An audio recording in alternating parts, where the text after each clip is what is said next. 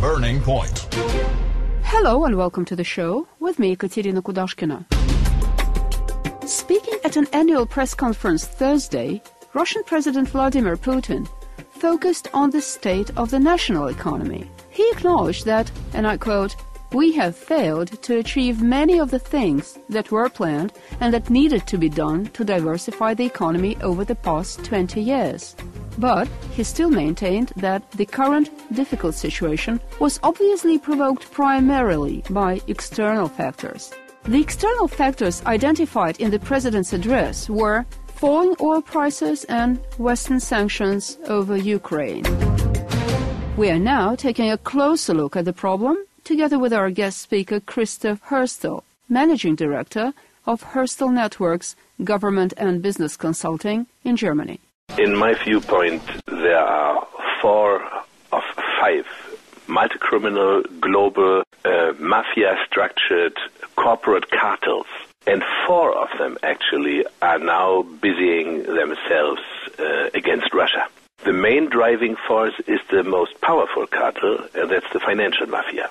So what we have here is a huge speculation against the ruble, and of course a full participation against any kind of financing Russia might need.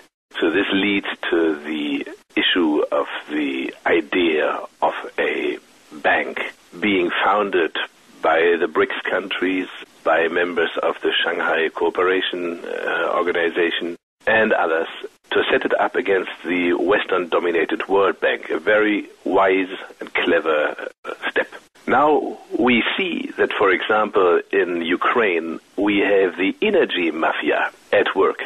That means there are huge fracking contracts. Mr. Yanukovych must have tried to put a little bit of the billions he contracted with Shell and other companies for the fracking activities in Ukraine into his own pocket. And of course, these people are very, very much interested in stopping any flow of gas or oil from Russia to Western countries, because they want to do the business themselves and they want to dry out the Russian economy. These 2 very most important factors are very much enhanced and helped and supported in concerted, organized way by media cartels, which are running against your president, Mr. Putin, and Russia, and they're trying to undermine this presidency in Russia, and the reason is very simple. Mr. Putin is resisting any effort of Western countries and of their corporate mafia cartels to control Russia and control their raw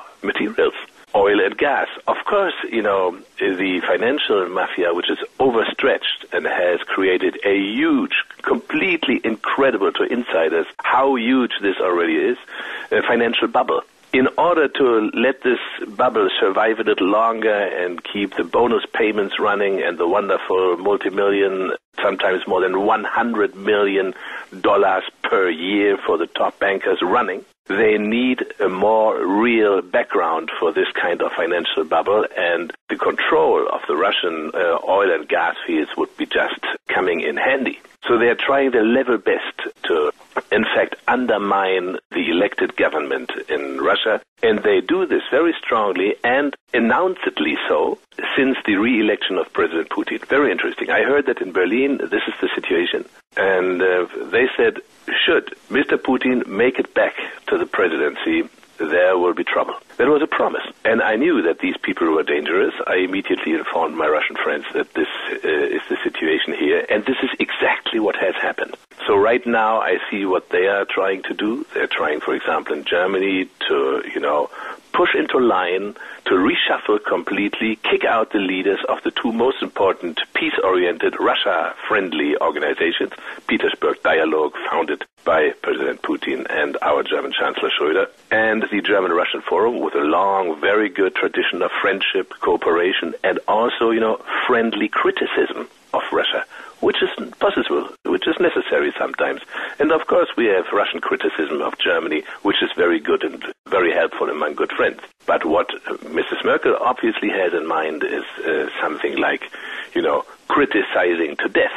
She wants to, hack away, do Russia bashing, do Putin bashing, and she wants to use these organizations for that. Of course, the leadership doesn't want it, the members don't want it, and now she tries some kind of coup to just exchange the leadership through public pressure. Quite a very terrible, undemocratic game, and that is just one example of how in each and every country doing business with Russia, the leaders try, because they're under the command of all these corporate mafia cartels, to, implement this anti-Russian policy. That's the game of the day. Our guest speaker is Christoph Horstel, Managing Director of Horstel Network, Government and Business Consulting.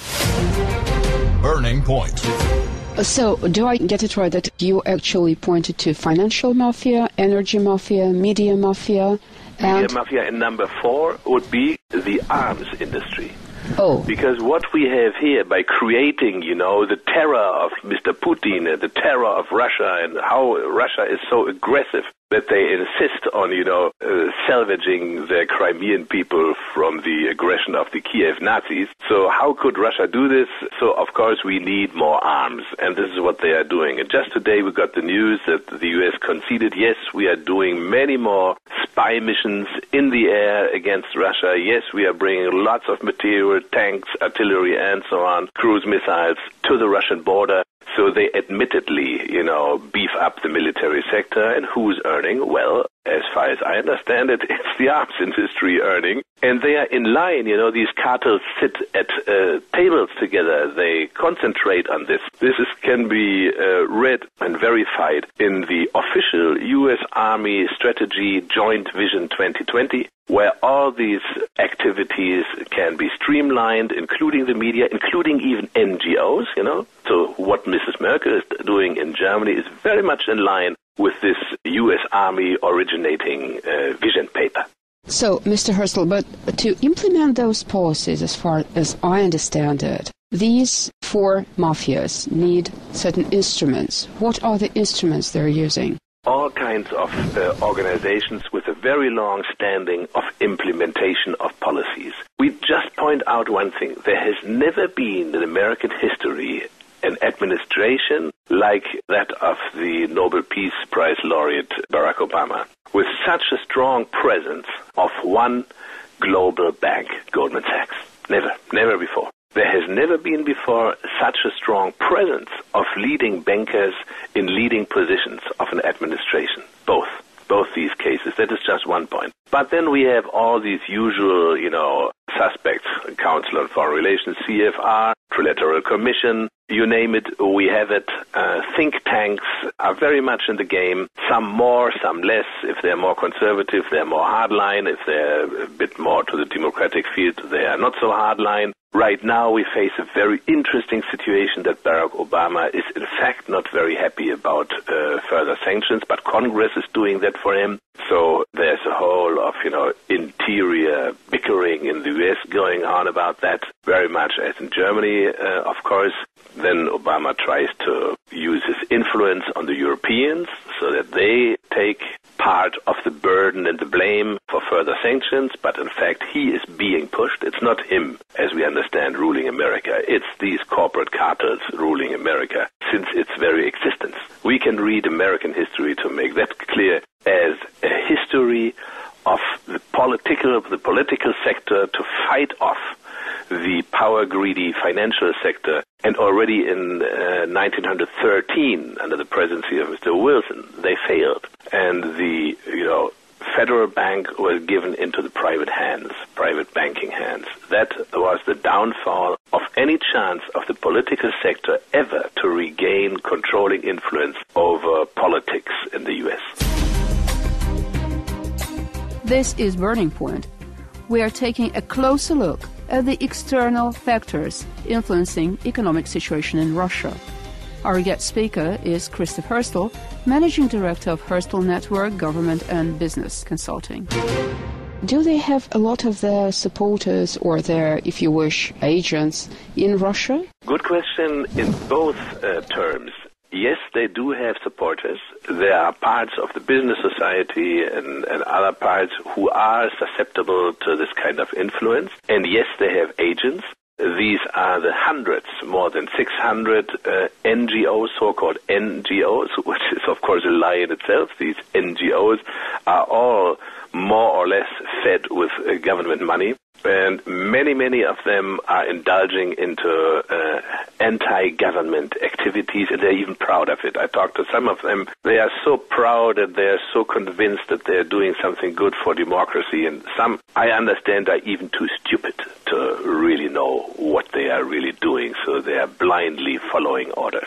How we should deal with this situation? In this very case, with these agents going on, I was, from the start, a strong supporter of the Russian government move against those NGOs in the ways they did it. That was completely accurate, it was on the point, it was measured, it was not overdrawn. There was a situation when I had some criticism that, there were some computers taken in by prosecutors and things like that, and that came undiscriminately. So there were some of the employees who were doing an honest job. I'm quite sure that Russia understands who these people are, and some were doing a dishonest job, and my advice at that time, unwarrantedly, was that, take the computers of those guys who are dishonest. So this was not the case always. That was a sad story, but that is a minor detail, really nothing. The main line was 100% correct. It was overdue. Russia should have done that much earlier and would have saved Russia a lot of trouble. And now we understand, we have demonstrations being partly financed from the outside. Of course I understand. I'm an unhappy citizen in Germany too. I criticize my government very strongly sometimes. So there is, of course, a justified unrest. Sometimes and often. We are not discussing this. We are discussing foreign influence with, in reality, the policy to undermine Russia, undermine the elected government. That's a completely different question. It's sometimes difficult to draw the line, but that we have those anti-Russian activities within NGOs, with foreign influence, with foreign money inside Russia, that is 100% sure. What these four corporate cartels want to do is they want to push Russia into obedience and then exploit their values. They want to control it. If Russia is not obeying, if Russia is continuing to disobey as it looks now under the present president, then these cartels will push for a limited war. We must understand that these cartels are also, at the same time as they threaten Russia, they are threatening Europe, because they want to have taxpayers' money for their, zero-value derivatives and other, fraud papers. And unless those European governments comply, and, Mr. Draghi from the European Central Bank wants to, spend 1 billion euros on these zero-value papers. Unless the Europeans comply, there's another threat of war, and these mafia cartels have prepared 3 areas where to fight this war. One is Ukraine, one is the Middle East with Iran, Iraq, Turkey, and one is, Israel, Palestine proper. So these are the 3 places where that could be fought, and that means we are in fact talking about preparation of a world war. Should these governments, combined European and Russian, not comply with those wishes of very greedy and multi-criminal people. This is, in fact, the line we have to watch. That is going to happen if Russia doesn't comply. There will be war in Ukraine, and they will try to draw Russia into a conflict it doesn't want to have. But that doesn't actually mean that if European and Russian governments do not comply, they are bearing the responsibility for the beginning of a war. Exactly. This is it. And do you want to say historically astonishing or interesting fact is that Europeans and Russians are under the same threat of the same quarters. As soon as we understand that, the better will be our counter-strategy. Sir, thank you so much. And just to remind you, our guest speaker was Christoph Horstel, Managing Director of Horstel Networks Government and Business Consulting. Well, and now we end this edition of Burning Point, brought to you by me, Katerina Kudashkina. Thank you so much for staying with us. Goodbye and take care.